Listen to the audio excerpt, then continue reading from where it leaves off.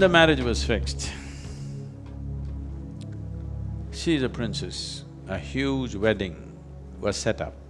Everybody in that region, whoever is who and who is who of the region, everybody assembled. In India, this is a tradition, the bridegroom will come with his party. Usually you will see today, he will come riding a horse and big… They will show off their wealth and the bridegroom's people will come in full attire, showing off how they're better than the bride's people. But here, Shiva came, dreadlocked, matted hair, smeared from head to toe in ash, wearing the skin of an elephant which has just been slain, fresh skin, bleeding, dripping blood. And he came fully inebriated, completely stoned out, like that. And all his people, they're all demented and distorted beings. They're not in human form and they're making some nobody can understand kind of noises among themselves, a language that nobody can understand.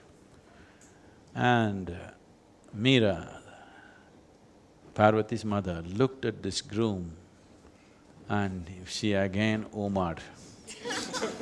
Oh no! And she fainted. Then Parvati went and begged Shiva, for my mother's sake, put on a little better, I don't mind the way you are. I just don't mind how you are. All I want is you, the way you are. But for my mother's sake, just show a little more pleasant self. He said, okay. And he put on a very beautiful form, attired himself well, and then he came. And then the people said he's a Sundar Murti, that means he's the most beautiful human being they'd ever seen. He was 9 feet tall. They say when he stood, he was level with the horse's head. This description is there in many scriptures. When he came down south, they said he was twice the height of an average woman. Generally in South India, now it's all mixed up, otherwise, southern Indian people, women were generally 4.5 to 5 feet, less than 5 feet. So they said he's twice that of an average woman, that's how they described here. There they said he was level with the horse's head. So approximately 9 feet tall man, the most beautiful man, and everybody was awestruck by his presence. Then he came and sat down. Marriage is to happen. When marriage is to happen in India, especially in this kind of weddings, the antecedents of the bride and the groom are spoken with great pride. The ancestry, where they come from, how pure their blood is and all that stuff. So for the bride, glorious things were said. Her father is the mountain king and many things were said about her. Now they asked, what about the groom? He simply sat quietly. He said nothing. And there were none of his relatives who could speak any language. All these other creatures who were with him, they made cacophonic noises.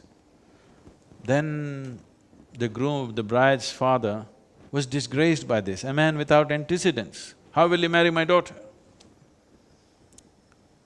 Nobody knows where he comes from, who his parents are, what is his lineage. How can I give my daughter to this man? He rose up in anger.